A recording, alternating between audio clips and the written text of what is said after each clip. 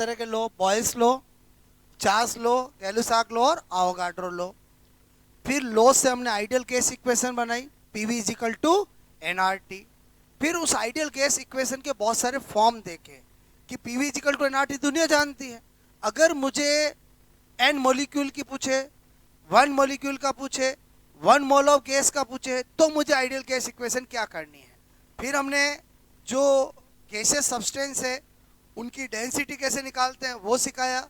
फिर वहां से लॉजिक का यूज हमने यहाँ पर यूज किया ग्राम के विसरण नियम में, डिफ्यूजन लॉ ऑफ ग्राम। यहाँ तक कहानी हमने पढ़ी है। ओके, अब आज हम क्या सीखने जा रहे हैं, बोलो डाल्टन, ठीक है, का आंशिक दाब का नियम, आंशिक दाब का नियम, ठीक है, Dalton law of partial pressure, ठीक है, बोलो डाल्टन्स, ठीक है, लॉ ऑफ, बोलो मैंने कहा पार्शियल प्रेशर, ठीक है, डाल्टन ने आंशिक दाब का नियम दिया है। ओके, जो हम पढ़ने जा रहे हैं, एग्जाम में क्वेश्चन आ जाते हैं, क्वेश्चन बहुत सिंपल आते हैं, बट आपको लॉ अच्छे से समझा हुआ होना चाहिए कि डाल्टन क्या कहना चाहता है अपने लॉ में। डाल्टन कहता है कि टू या मोर देन टू ऐसी गैसें जो आपस में नॉन रिएक्टिव है, आपस में नॉन रिएक्टिव, ये वर्ड बड़ा काम का है।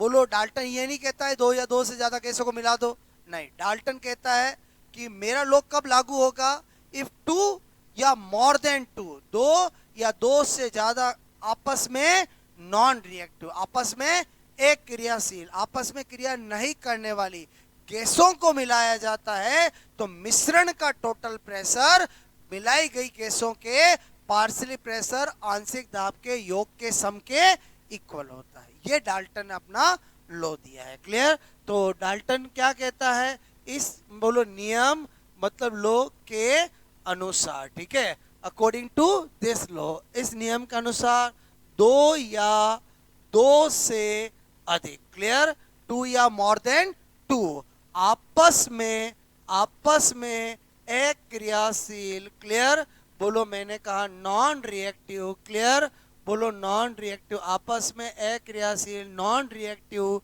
बोलो गैसों को, ठीक है, को मिलाने पर मिश्रण, क्लियर, मिक्सचर, क्लियर, बोलो का कुल दाब, ठीक है, टोटल प्रेशर, ठीक है, मिलाई गई, ठीक है, गैसों के दाब या आंशिक दाब, क्लियर, बोलो मैंने कहा यहाँ पर पार्शियल प्रेशर, ओके, के योग यानी सम के बराबर, योग के बराबर होता है, ठीक है। मेरे कहने का मतलब आप समझ गए, इसलिए डाल्टन ने अपने लॉ का नाम क्या रखा, Dalton law of partial pressure, clear, Dalton के आंशिक दाब का नियम। अब अगर मैं सोचूं कि भाई डाल्टन तो ये नियम दे के चला गया, अब इस नियम पर बेस्ड हमारे एग्जाम में कितनी वैरायटी के क्वेश्चन बन सकते हैं। कभी एग्जाम में ऐसा नहीं पूछा जाएगा डाल्टन का आंशिक दाब का नियम लिखो, मतलब इसने जो दिया है उस पे बेस्ड क्वेश्चन कैसे पूछे जाते हैं, यहाँ पर मैं बता रहा हूँ नंबर 1, क्लियर। पहले तो जो डाल्टन ने कहा वो आप समझ गए, बोलो अगर तीन गैसें हैं तो बताओ पी टोटल इजिकल टू क्या हो जाएगा, P1 plus P2 plus P3। दो गैस है आपस में नॉन रिएक्टिव, उनका पार्शियल प्रेशर P1 P2 है, तो क्या हो जाएगा, बोलो P1 प्लस P2। तो इसका मतलब हुआ, अगर मैं पहले इसका आपको एक एग्जाम्पल बताऊं तो मैं क्या कह सकता हूं, यदि A and B, clear, X and Y, P and Q, hypothetical कुछ भी बोल सकते हैं, बोलो क्लियर, A एंड B दो, बोलो आपस में एक क्रियाशील, ठीक है, बोलो गैसों के आंशिक दाब, क्लियर, आंशिक दाब, बोलो क्रम से, मैंने कहा PA एंड PB है, तो बोलो डाल्टन के आंशिक दाब नियम से कुल दाब, क्लियर, कुल दाब क्या कर दूंगा मैं, बोलो P total is equal to PA plus PB, यही डाल्टन ने कहा है, जो मैंने आपको एज ए एग्जाम्पल बताया। अगर मुझे बोलो पी और पी की वैल्यू दे दी जाती तो मैं टोटल सोल्व भी कर लेता। क्लियर। अब ये तो हो गया बोलो डाल्टन का नियम। अब आपसे मैं कह रहा हूं यहाँ पर क्वेश्चंस कितनी वैरायटी के बनेंगे, तो सबसे पहली वैरायटी क्लियर, सबसे पहली वैरायटी क्या आपको बोलते हैं, निम्न में से डाल्टन का आंशिक दाब ठीक है का नियम लागू नहीं होता है। बोलो नियम, निम्न में से डाल्टन का आंशिक दाब का नियम लागू ठीक है लागू नहीं होता है। ठीक है, बोलो A B C D. Clear.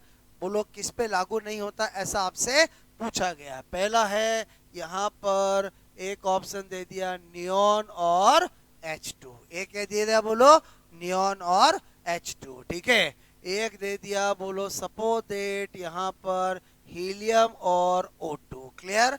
एक दे दिया आपको सपोज दैट H2 और O2। हाँ देंगे सारी केस का ही, बोलो दोनों जोड़े केस के देंगे। ओके, और एक ऑप्शन दे दिया ऑल। बताओ इसका आंसर क्या होगा। मैंने पूछा लागू होता है कि नहीं होता है, नहीं होता है। क्लियर। तो उस केस में आप बताओ ए बी सी डी में आप कैसे चेक करोगे। अगर वो बोलता है लागू होता है तो मैं वो जोड़ा ढूंढूंगा जिसमें जो गैसें दे रखी है वो आपस में नॉन रिएक्टिव होनी चाहिए, और लागू नहीं होता है तो मैं वो जोड़ा ढूंढूंगा जो आपस में रिएक्ट होती है। तो बताओ अगर किसी में एक इनर्ट गैस आ गई उस पर तो ब्लाइंडली आप भेद कर सकते हो, क्योंकि इनर्ट गैस का मतलब ही होता है जिसको दुनिया से कोई लेना देना नहीं है। इसका मतलब हुआ यहाँ पर आंसर क्या होगा, सी, क्योंकि H2 और O2 आपस में रिएक्ट होगी। बात समझ में। मतलब इस वैरायटी में दो वैरायटी बन सकती है। एक आपसे पूछा जाए किस पे लागू होता है, ठीक है, जैसे यही मैं पूछता आपको डाल्टन।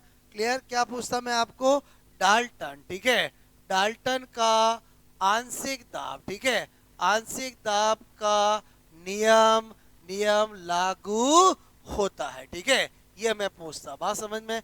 पहला देता मैं आपको यहाँ पर SO2 और O2। क्लियर। पहला क्या दिया मैंने बोलो, SO2 और O2। क्लियर। दूसरा मैंने दिया N2 और H2। समझ गए। बोलो क्या दिया, N2 और H2। तीसरा मैंने दिया सपोज दैट यहाँ पर एक दिया मैंने नियॉन और बोलो N2। क्लियर, नियॉन और H2। और एक दे दिया मैंने यहाँ पर ऑल। तो इक्वेशन तो ये भी है, बोलो इस बार लागू होता है कि नहीं लागू होता है, बोलो लागू होता है। आंसर क्या होगा, सी। पहला दो वैरायटी समझ में आए, बोलो ऐसा भी एग्जामों में पूछा गया है। क्लियर। तो पहला आप नोट करो फिर और आगे डाल्टन को बताता हूँ। Clear.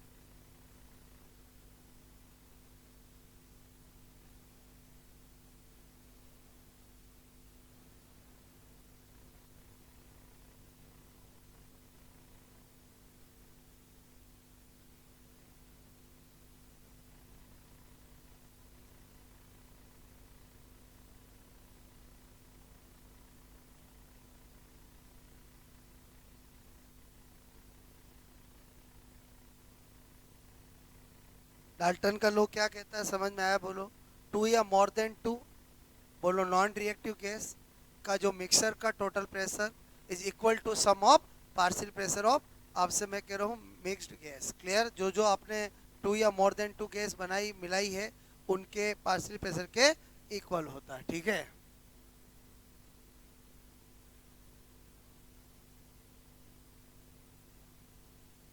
According to Dalton total pressure of mixture is equal to sum of बोलो नॉन रिएक्टिव, बोलो sum of partial pressure of non reactive gas. Clear.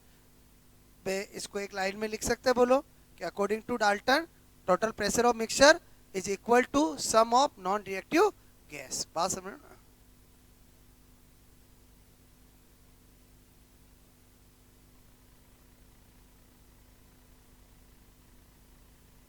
मेरी बात समझ में आए, बोलो नियम सबको पता होता है, एग्जाम में कभी नियम क्या होता वो नहीं पूछते। इस नियम से कितनी वैरायटी के क्वेश्चन बन सकते हैं वो आपको आना चाहिए, वही एग्जाम में आएगा। क्लियर? तो नियम तो मैंने बता दिया। बोलो, इस नियम में मेन चीज है जो ध्यान देने वाली, ये वाली लाइन। अगर आपने ये वाली लाइन पे ध्यान नहीं दिया, नियम कितना ही पता हो, आप क्वेश्चन नहीं कर पाओगे। बोलो क्या इसने क्या बोला, मेरा लॉ कब लागू होगा? जब गैसें जो मिला रहे हो वो कैसी होनी चाहिए? Non reactive. बात समझ में आए? बोलो ओके।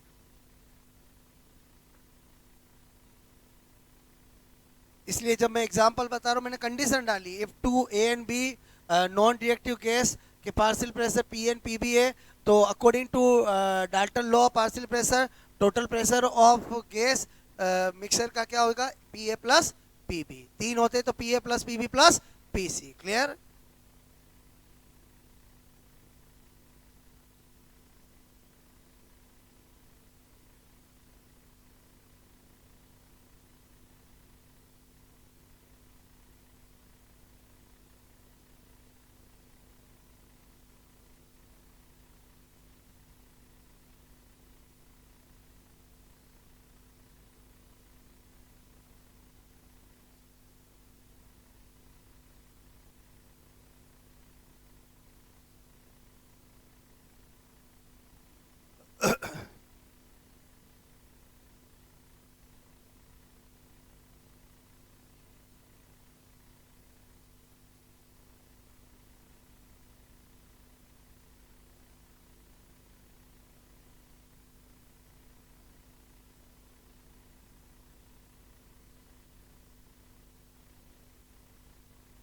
ओके, ये वो क्वेश्चन करा है जो एकदम सीधे सिंपल और डाल्टन लॉ को समझा हुआ होने पर किए जा सकते, दोनों बनते हैं। बोलो किस पे लागू नहीं होता है और किस पे लागू होता है। ठीक है, पहला क्या है कि Dalton law participation not valid on. Clear? और ये है वैलिड ऑन। ठीक है,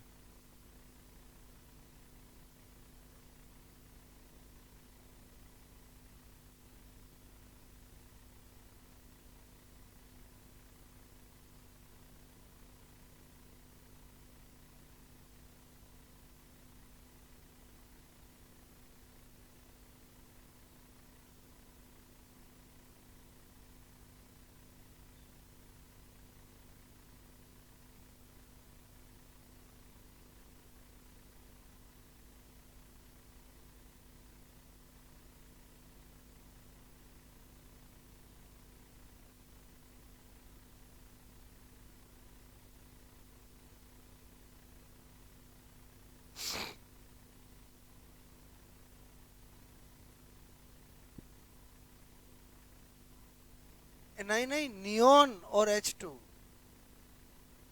helium, neon, argon, inert gas. ठीक है, मैं जैसे ऑप्शन बना रहा हूँ वैसे ही एग्जाम में आते हैं।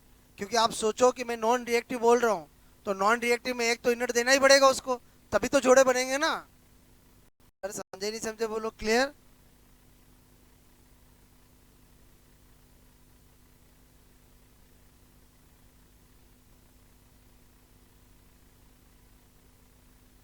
मेरी बात समझ में आए? बोलो।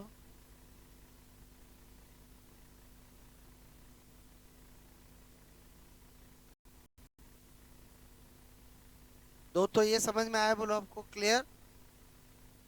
तीसरा एकदम सिंपल, आपको बोल दे एक्स वाई जेड तीन गैसों के पांशिक दाब ये है, 2 एटमॉस्फेयर 5 एटमॉस्फेयर 7 एटमॉस्फेयर। बोलो उनको मिक्स किया गया है, तो उनका टोटल और आपस में नॉन रिएक्टिव है, टोटल प्रेशर मिक्सर का क्या होगा? डाल्टन का नाम ही नहीं लेगा, तो भी आपको डाल्टन ही लगाना है। तो भी आपको क्या लगाना है? डाल्टन। तीसरा भी करा देता हूँ। बोलो आपको यदि एक्स वाई एंड जेड आपस में, ठीक है, नॉन रिएक्टिव। क्लियर? बोलो गैसों गैसेस का, ठीक है, आंशिक दाब, ठीक है, क्रम से 2 एटमॉस्फेयर 6 एटमॉस्फेयर एंड 4 एटमॉस्फेयर है। क्लियर? तो मिश्रण, ठीक है, का कुल दाब होगा। कहीं वो डाल्टन का नाम तक नहीं ले रहा है, तो भी आपका दिमाग किस में जाना चाहिए?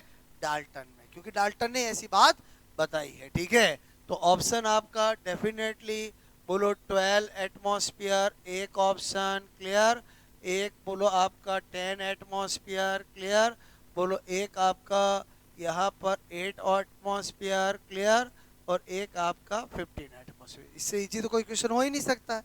बोलो ये तो बोलो बहुत इजी है। ठीक है, क्या होगा आंसर बोलो 12 P total is equal to आप क्या करोगे P A plus P B plus P C clear. X Y Z है तो एक्स वाई जेड आ जाएगा, P X P Y P Z, दो ही रखा है, जोड़ दो 2 + 6 + 4 कितना हो गया 12 एटमॉस्फेयर। ये तो बिल्कुल बेसिक हो गया।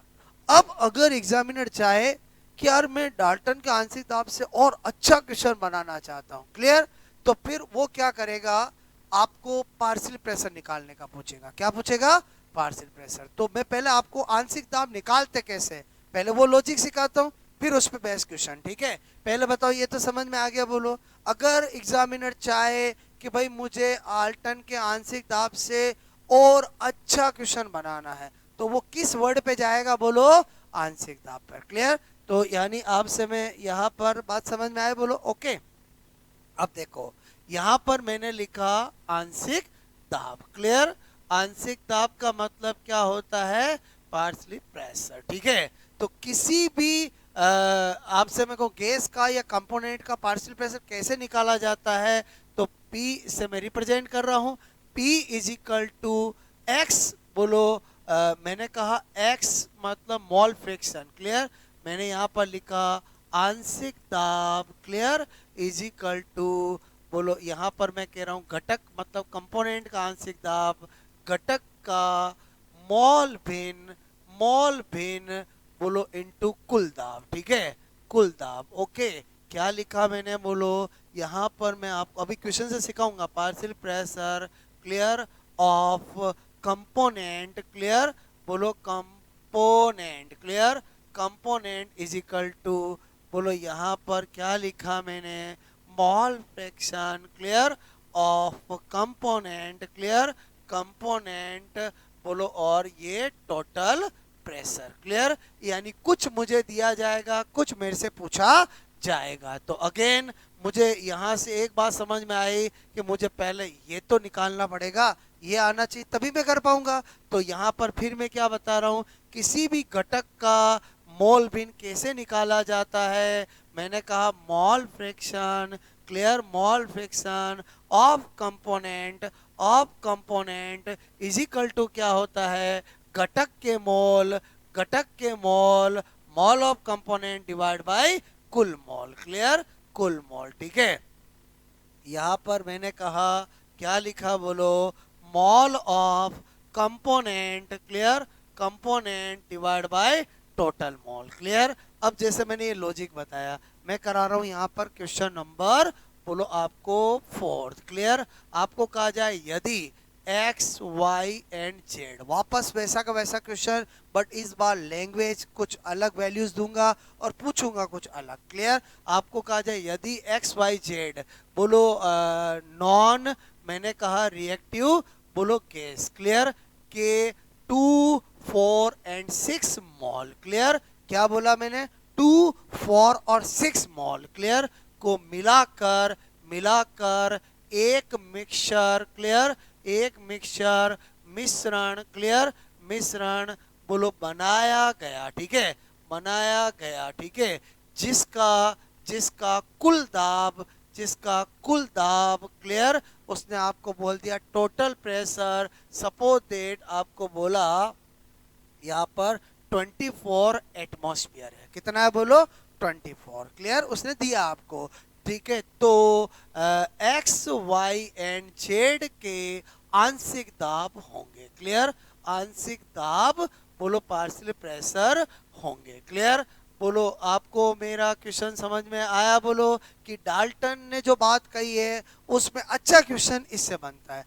डायरेक्ट पार्शियल प्रेशर दे दे, कोई भी जोड़ देगा, बोलो आपको कौन सा बोलो शो करेगा कौन सा नहीं करेगा, वो मैंने 2 क्वेश्चन इसलिए कराया है कि आपको डाल्टन का लॉ थोड़ा अच्छे से समझ में आए कि सब पे वैलिड नहीं है, किस पे वैलिड है और किस पे नहीं है। और अब यहाँ पर चूंकि डाल्टन ने वर्ड ही किसको यूज किया है, आंशिक दाब, तो उसको आपसे पूछा जा सकता है। कुछ नहीं, वेरी इजी। बोलो हमें क्या करना पड़ेगा, यहाँ पर सबसे पहले टोटल मॉल। क्लियर, क्या करेंगे, टोटल मॉल। टोटल मॉल कितना, 2 प्लस 4 प्लस 6, बोलो कितना आ गया, 12 मॉल। क्लियर, अब मुझे बोलो सबका मॉल बिन चाहिए, तो मैं क्या करूंगा, X X, X X X Y X Z. क्यों, क्योंकि मॉल फ्रैक्शन को किससे रिप्रेजेंट किया जाता है, एक्स से रिप्रेजेंट किया जाता है। क्लियर, तो यहां पर एक्स के mall divide by total mall. Clear, okay, तो क्या करूंगा, एक्स के कितने मॉल है, 2, टोटल कितने हैं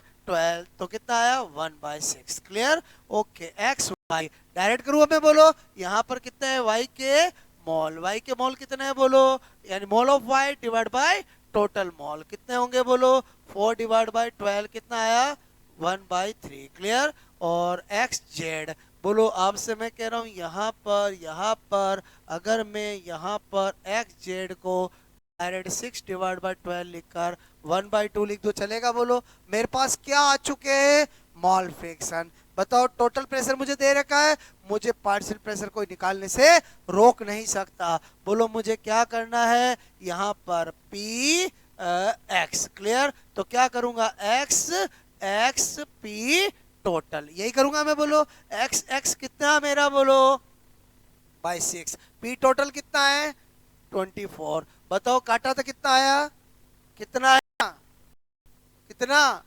4 एटमॉस्फेयर। क्लियर, बात समझ आपको कि सर आपको कैसे पता चला एटमॉस्फेयर, भाई ये जो यूनिट होगी वही पार्शियल प्रेशर की बनेगी। अगर ये न्यूटन अपॉन मीटर स्क्वायर होता हम न्यूटन अपॉन मीटर स्क्वायर लिखते हैं, ये अगर पास्कल होता तो हम पास्कल लिखते हैं, ये अगर बार होता तो हम बार लिखते हैं, ये एमएम ऑफ एच होता तो एमएम ऑफ एच लिखते हैं। क्लियर, लेकिन ज्यादातर एटमॉस्फेयर तो मैंने एटमॉस्फेयर। क्लियर, ओके, बोलो पी वाई करना, क्या करूंगा, X Y P total, X Y कितना है बोलो 1/3। क्लियर, इनटू यहाँ पर 24 कितना हो जाएगा बोलो 8 एटमॉस्फेयर। क्लियर, बात समझ में आए, बोलो पी जेड, बोलो पी जेड जो है, बोलो पी मैंने कहा आपको जेड। क्लियर, कोई दिक्कत नहीं, x Z P total, x Z कितना है बोलो, बोलो 1/2। क्लियर, 1/2 इंटू क्या कर दू 24, काटूंगा कितना आ जाएगा 12 एटमॉस्फेयर। क्लियर,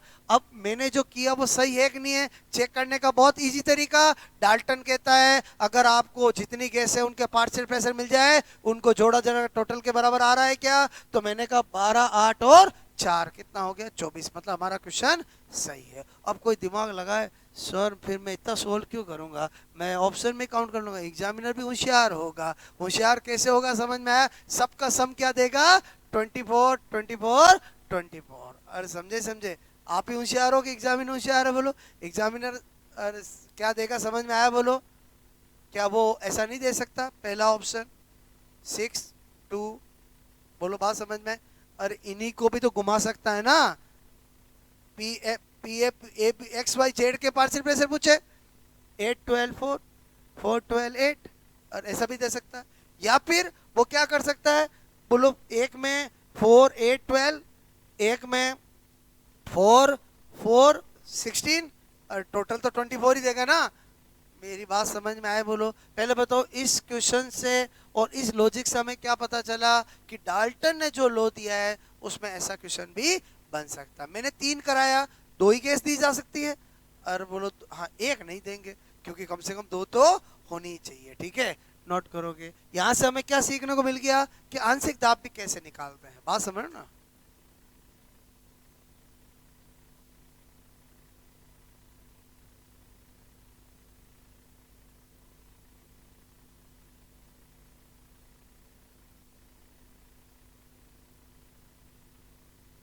कुछ बात समझ में आई मेरी आपको, कुछ आपको दिया जाएगा, कुछ आपसे पूछा जाएगा। Clear,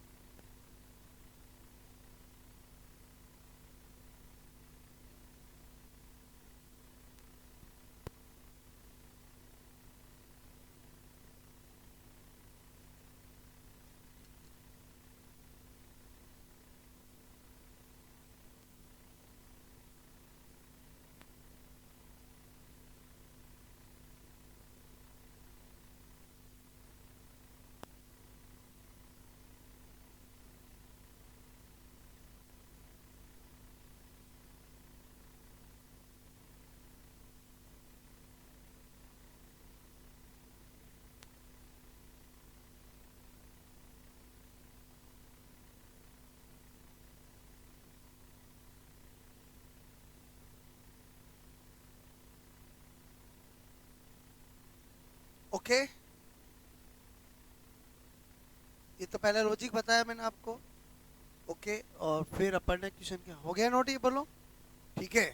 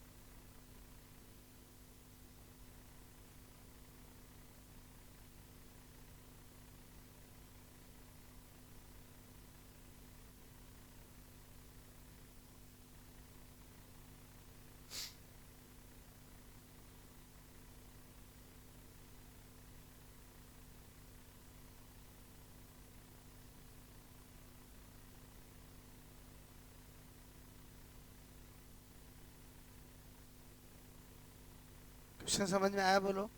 if 2 4 6 mole of X Y Z non reactive gas अगर हम मिक्स करते हैं और टोटल प्रेशर अगर 24 है, तो find out partial pressure of X Y Z, ठीक है, गैस, ठीक है।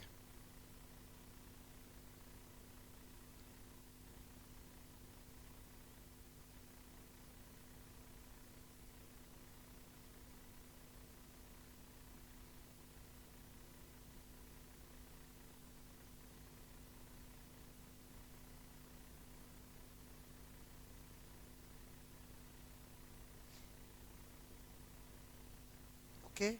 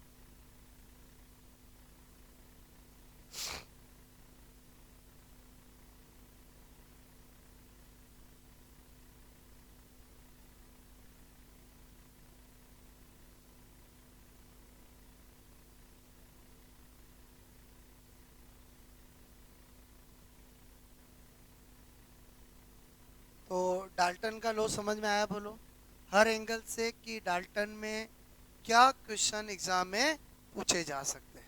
पार्शियल प्रेशर दे टोटल प्रेशर निकाल सकते हैं, टोटल प्रेशर दे पार्शियल प्रेशर निकाल सकते हैं। बोलो कौन किस पे लागू होता है, किस पे लागू नहीं होगा, क्लियर। तो हो गया ऐसा नोट, बोलो एक मैं पूछो ऐसा क्वेश्चन करोगे, दूं? ओके, पैटर्न बता दिया, बात समझना, ठीक है। और अगर ये आपने निकाला, ये चेक करना है कि मैंने सही किया कि नहीं किया। जितने भी बोलो कंपोनेंट होते हैं किसी मिक्सचर में, उनके मॉल फ्रिक्शन का सम हमेशा एक के बराबर आना चाहिए। इन तीनों को जोड़ो, अगर एक आ गया मतलब आपके ये सही निकाला है। और ये आपने सही निकाला है, ये चेक करने का तरीका क्या है, इन तीनों को जोड़ो, इसके बराबर आना चाहिए। अरे समझे नहीं समझे बोलो, क्लियर। इसका मतलब हुआ कि अगर अगर अगर दो ही कंपोनेंट है, तो एक का मोल फ्रिक्शन निकाला, दूसरे का तो अपना आप ही हो जाएगा बोलो। क्योंकि एक का अगर 1/4 आ गया तो दूसरे का बोलो जो होगा रिमेनिंग 1 में से घटा करके कर सकते हो। बात समझ में आए, पूछूं मैं बोलो आपको, क्लियर, ओके। हो गया नोट बोलो ये, ठीक है। मैंने कहा क्वेश्चन नंबर 5, यदि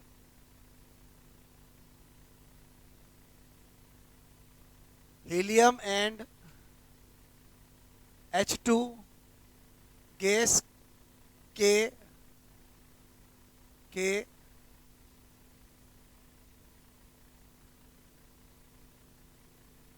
20 और 40 मोल मिलाकर एक मिश्रण। देखो, अगर आपको क्वेश्चन हाइपोथेटिकल देगा ABC XYZ तो नॉन रिएक्टिव बोलेगा वो। अगर वो आपको एक्चुअल दे रहा है तो वो नॉन रिएक्टिव रिएक्टिव नहीं बोलेगा। आपको खुद को पता होना चाहिए मैं क्या बोल रहा हूँ। अभी जब मैंने हाइपोथेटिकल दिया था, जब मैंने XYZ केस बनाया था, तो ये लिखना जरूरी था कि नॉन रिएक्टिव केस। जब मैं ये दे रहा हूँ तो मैं यहाँ बिल्कुल भी नहीं लिखूंगा रिएक्टिव या नॉन रिएक्टिव। वो आपको खुद को पता होना चाहिए कि कब डाल्टन का लॉ लागू होता है, कब नहीं होता है। तो मैंने कहा गैस के 20 और मिलाकर एक मिश्रण क्लियर बनाया, ठीक है, गया, ठीक है। यदि यदि यदि मिश्रण, ठीक है, का कुल दाब, ठीक है, टोटल प्रेशर ऑफ मिश्रण, कुल दाब, ठीक है, total pressure clear of mixture, ठीक है, इस बोलो दाब आपको मैंने दिया यहाँ पर 120 एटमॉस्फेयर है। कितना है बोलो? 120 क्लियर। तो हीलियम एंड H2 का आंशिक दाब क्लियर ओके। क्या पूछा मैंने? पार्शियल प्रेशर, ठीक है, होगा, ठीक है। करोगे क्वेश्चन बोलो, ठीक है। देखो, मैंने जब आपको सिखाया मैंने 3 लिया, ज्यादातर एग्जाम के अंदर 2 ही केस दी जाती है। मतलब मैं जब आपसे पूछ रहा हूं तो मैं वही वैसा ही दे रहा हूं जैसा एग्जाम में आता है, ठीक है। सिखाते समय तो मैं ज्यादा केस ली ताकि आपको और अच्छे से समझ में आए।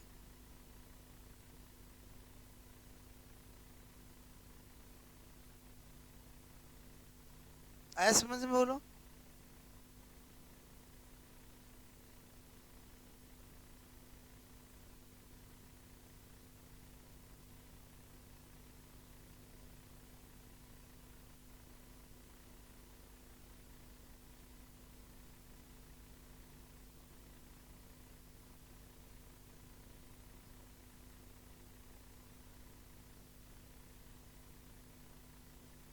ऑप्शन दूं? पक्का? चलो ऑप्शन देता हूं। पहला ऑप्शन मिलेगा 80 एटमॉस्फेयर एंड 40 एटमॉस्फेयर। दूसरा मिलेगा 60 एटमॉस्फेयर एंड 60 एटमॉस्फेयर। तीसरा मिलेगा 40 एटमॉस्फेयर और 80 एटमॉस्फेयर, ठीक है। चौथा मिलेगा 20 एटमॉस्फेयर और 100 एटमॉस्फेयर। पक्का सही ऑप्शन मिलेंगे, ठीक है। मैंने जान के ही क्वेश्चन क्यों कराया? ताकि आपको पता चले कि कैसा आता, कैसे ऑप्शन आते, एवरीथिंग। वो तो मैंने आपको सिखाने के लिए किया था। बोलो क्लियर? 5 से 10 सेकंड से ज्यादा का क्वेश्चन है नहीं, अगर आपको रियल में मैंने जो चीज सिखाई है वो समझ में आई हो तो। क्लियर?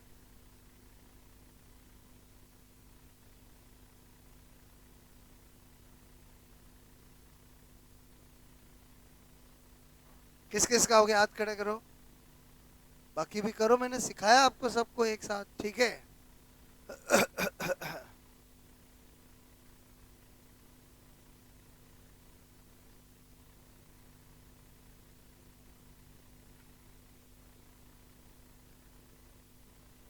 चलो, ए ऑप्शन किसी का? जल्दबाजी में क्या बोल रहा हूँ समझ में आया? बोलो ए ऑप्शन मतलब जल्दबाजी में समझे? बोलो ओके। बी, सी, डी, बोलो क्या आंसर होगा? सी, ठीक है। Very simple. करना क्या है? टोटल मोल, टोटल मोल कितना है बोलो? 20 प्लस 40 60 मोल। क्लियर? ये तो मैं आपको बताने के लिए लिखता हूँ, बाकी तो हवा हवा में होगा ना। क्लियर? मुझे क्या चाहिए यहाँ पर? मुझे चाहिए एक्स हीलियम। क्लियर? बोलो आपका 20 डिवाइड बाय 60, ठीक है। कितना आया बोलो? 1/3 एक्स, बोलो आपका H2 क्लियर 40 डिवाइड बाय 60, ठीक है, 2/3 ऐसे ही करूंगा मैं। बोलो क्लियर ओके। अब तो मुझे क्या चाहिए? पार्शियल प्रेशर हीलियम का, तो x helium into P total. X helium कितना? 1/3। पी टोटल कितना? 120। बोलो एक निकालूंगा बाकी टिक कर दूंगा, क्योंकि दूसरा सोल्व ही क्यों करूं मैं? बोलो मैंने क्या कहा, एग्जाम में अगर 2 गैस आती है तो सिर्फ एक की मेहनत करनी है, दूसरा तो अपने आप ही कर सकते हो, क्योंकि टोटल तो 120 ही होना है। मेरी बात समझ में है? यहाँ भी स्मार्ट होने की जरूरत है। ऐसा नहीं है कि पूरा मैं तो जब तक पूरा नहीं करूंगा तब तक मैं तो देखूंगा भी नहीं ऑप्शन की तरफ। ऐसे बहुत सारे होते हैं। मैं क्या बोल रहा हूँ समझ में आया? बोलो। पूरा करके भी क्या करेगा, 5 मिनट 5 10 15 सेकंड और खराब कर लेगा। बोलो क्लियर? मैं तो यहाँ पर कर रहा हूँ क्योंकि मुझे तो पूरा करना है, ठीक है। बोलो यहाँ पर कितना हो गया, 80 एटमॉस्फेयर। क्लियर? और ये कितना हो गया, 40 एटमॉस्फेयर। आई होप आपको अच्छे से Dalton's law of partial pressure समझ में आया होगा। क्लियर? ओके, चलो अभी तक हम जो चीजें सीखी हमने कनेक्ट समझ में आया? बोलो। अब एक कंटेंट है जिसका नाम है KTG। KTG का मतलब होता है kinetic theory of gases. Clear? ये एक थ्योरी है जिसने 5 बातें गैसों के लिए बताई है, और वो पांचों बातें आपको पता होनी चाहिए। उसमें 2 ही तरह से क्वेश्चन आता है, निम्न में से कौन सा KTG kinetic theory of gas से गैसों के अणुगति सिद्धांत में नहीं बताया है और क्या बताया है। तो जो बातें बताई है वो 1 2 3 करके अपन लिख लेते हैं। तो ये तो हो गया। बोलो बात समझ रहे हो ना? ओके, यहाँ पर क्या लिख रहा हूं मैं? बोलो काइनेटिक, बोलो theory of gases. Clear? Kinetic theory of gases, गैसों का अणुगति सिद्धांत, गैसों का अणुगति अणुगति सिद्धांत। क्लियर? ध्यान से समझना क्या है। बोलो गैसों का अणुगति सिद्धांत। ये सिद्धांत क्या कहता है, पहले आप उन बातों को सुनो। ये कहता है नंबर 1, पहली बात कि समान गैस के मॉलिक्यूल आपस में समान होते हैं, बट डिफरेंट गैस के मॉलिक्यूल आपस में डिफरेंट होते हैं। पहली बात क्या कही इसने, कि जो सिमिलर गैस है H2 गैस है तो H2 के मॉलिक्यूल आपस में सेम होंगे, बट H2 के O2 से अलग होंगे। पहली बात समझ में।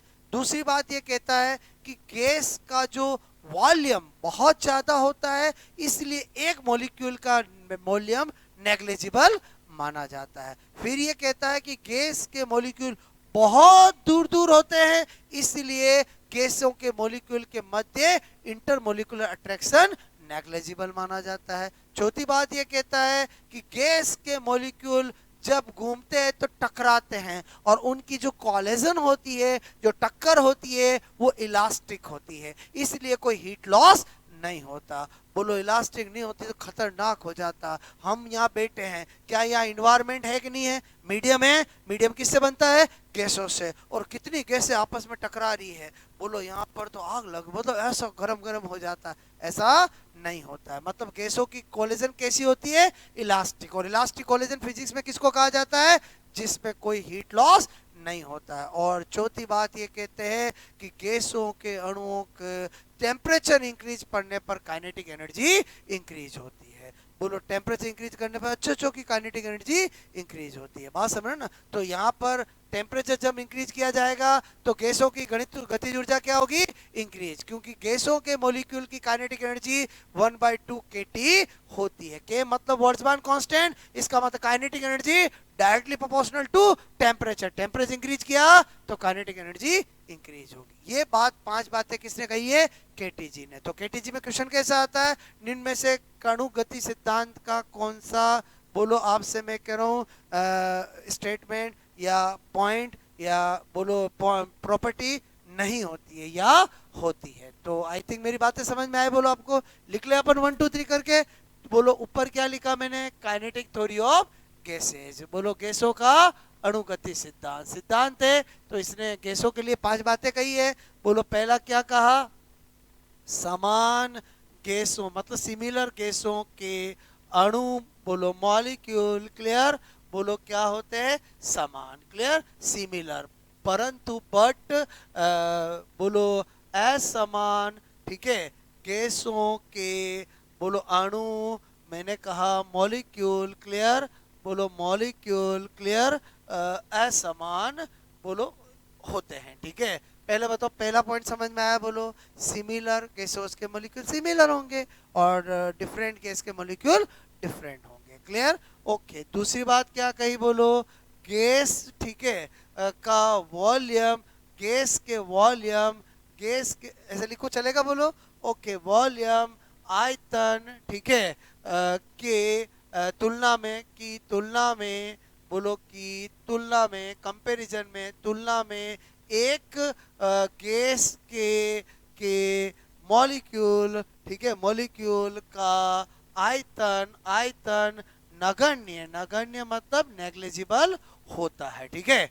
दूसरी बात भी समझ में आई कि भाई ये गैस गैस का वॉल्यूम तो बहुत ज्यादा होता है, तो गैस में अनगिनत वॉल्यूम मॉलिक्यूल होते हैं, एक मॉलिक्यूल का volume as compare to whole gas क्या होता है, बहुत कम होता है, नेग्लिजिबल होता है, ठीक है।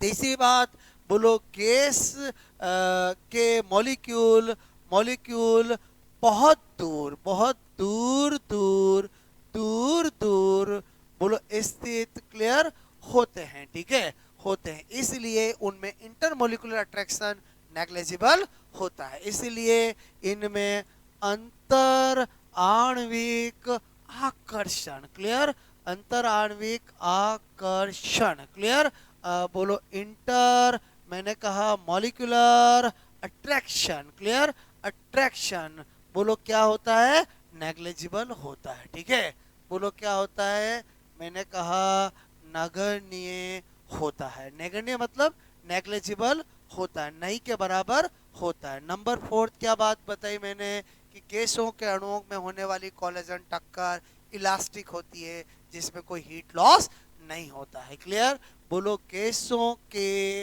अणुओं के मध्य मध्य मध्य होने वाली टक्कर कोलिजन क्या होती है, प्रत्यास्थ, क्लियर, प्रत्यास्थ मतलब इलास्टिक, क्लियर, बोलो होती है, ठीक है, इसलिए इसलिए हीट लॉस, ठीक है, हीट लॉस नहीं होता है, ठीक है, नहीं होता है। और जो पांचवी बात क्या बता रहा हूं, टेम्परेचर इंक्रीज करने पर गैसेस के मॉलिक्यूल की काइनेटिक एनर्जी इंक्रीज होती है, क्लियर, बोलो टेम्परेचर, अरे ताप, क्लियर, क्या बोल रहा हूं, बोलो टेम्परेचर इंक्रीज मतलब बढ़ाने, क्लियर, ओके, बढ़ाने पर बोलो के बोलो गैस के मॉलिक्यूल मॉलिक्यूल की काइनेटिक एनर्जी चलेगा, बोलो क्या होती है, इंक्रीज होती है, क्लियर, क्योंकि जो काइनेटिक एनर्जी होती है वो हाफ के टी होता है, तो यहाँ पर आपका के तो बोल्ट्जमान कांस्टेंट है, के क्या है बोलो, बोल्ट्जमान कांस्टेंट, मैंने बहुत अच्छे से ये क्या होता है, इसकी यूनिट क्या होती है, इसका डायमेंशन का फॉर्मूला सब बताया मैंने आपको, बोलो कांस्टेंट है, क्लियर, ओके, मैंने कहा ये क्या है, बोल्ट्जमान नियतांक, ठीक है, ओके, तो यहाँ पर बोलो कांस्टेंट हो गया हाफ, तो के ही डायरेक्टली प्रोपोर्शनल टू टी, यानी ये वाली बात भी हमें समझ में आ गई है, क्लियर, जो केटीजी में बताया है वो पता होगा, तो रॉन्ग और राइट हम वैसे ही कर लेंगे, बात समझ रहे हो ना, रॉन्ग मतलब स्टेटमेंट में आपको दे दे गैसों के होने वाली टक्कर बोलो नॉन इलास्टिक होती, ये सही है गलत है, बोलो गलत है, इलास्टिक होती है, सही है, टेम्परेचर इंक्रीज करने पर गैस के मॉलिक्यूल की काइनेटिक डिक्रीज होती है, ये सही है गलत है, गलत है, क्योंकि टेम्परेचर इंक्रीज करने पर इंक्रीज होती है, गैसों भिन्न भिन्न गैस के मॉलिक्यूल समान होते हैं, सही है क्या गलत है, गलत है, क्योंकि लो ये क्या कहता है कि सिमिलर गैस के मॉलिक्यूल सिमिलर होते हैं और डिफरेंट गैस के मॉलिक्यूल डिफरेंट होते हैं, मेरी बात समझ में, वेरी इजी, ठीक है, नोट करो।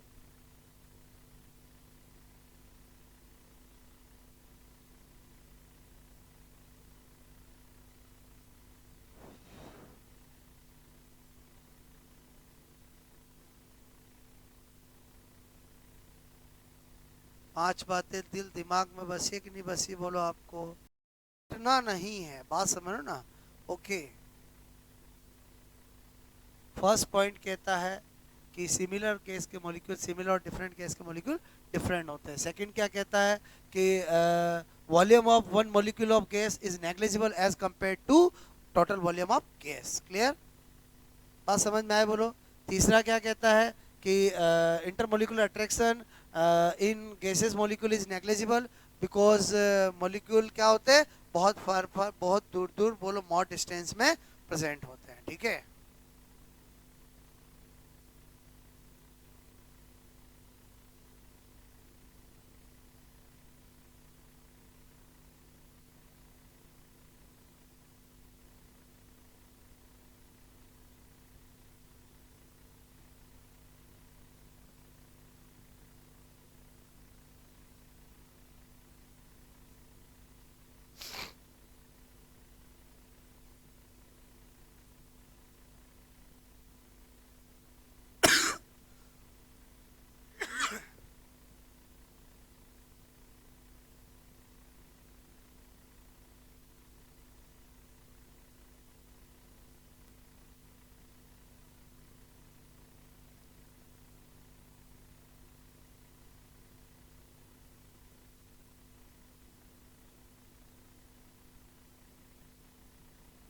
5 बातें वेरी सिंपल, बोलो समझ में आया, बोलो क्लियर, ओके। जो केटी जी ने बताया थ्योरी है ना, थ्योरी का मतलब समझ के बोलो। जो उसमें बात बताई गई है वो मैंने 1 2 3 4 5 करके पॉइंट्स में लिखी, क्योंकि हमारा एग्जाम ऑब्जेक्टिव होता है। हमें इसी तरह की लाइनें मिलेगी जिसको हमें जस्टिफाई करना होता है कि सही है कि गलत है। बात समझ ना। नेक्स्ट करूं? 3 बातें नोट करी, बोलो ठीक है।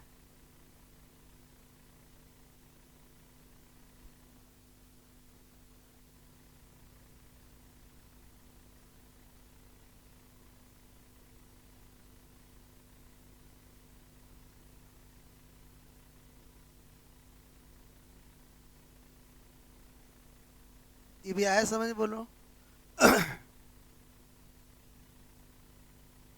ओके।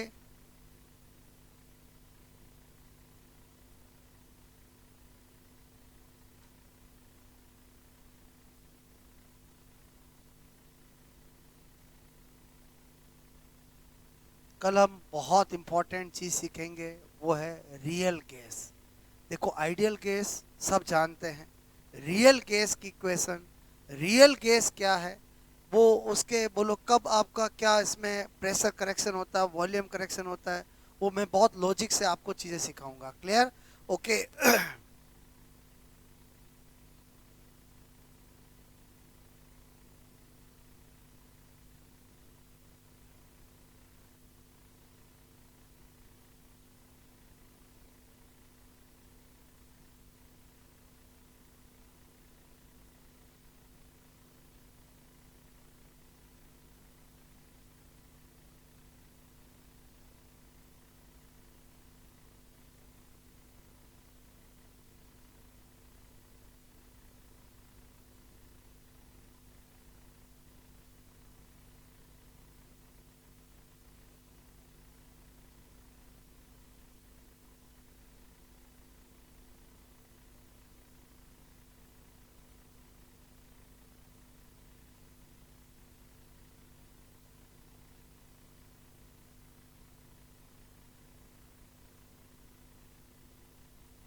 यहाँ तक कहानी समझ में आई? आज हमने क्या सीखा, बोलो। डाल्टन का आंशिक दाब का नियम, पार्शियल प्रेशर ऑफ डाल्टन, और एक हमने सीखा के टी जी मतलब kinetic theory of gases. Clear, okay. तो यहाँ तक कहानी समझ में आई, बोलो आपको ठीक है। और कल हम सीखेंगे आइडियल केस और रियल केस, कब डेविएशन शो करेगी, कब नहीं करेगी, क्या कंडीशंस होगी, वांडरवाल ने किस तरह से इक्वेशन दी है, प्रेशर करेक्शन क्या होता है, वॉल्यूम करेक्शन क्या होता है, इक्वेशन रियल केस की क्या होती है, वेरी इंपॉर्टेंट। क्लियर, तो यहाँ तक कहानी समझ में आए, बोलो ओके।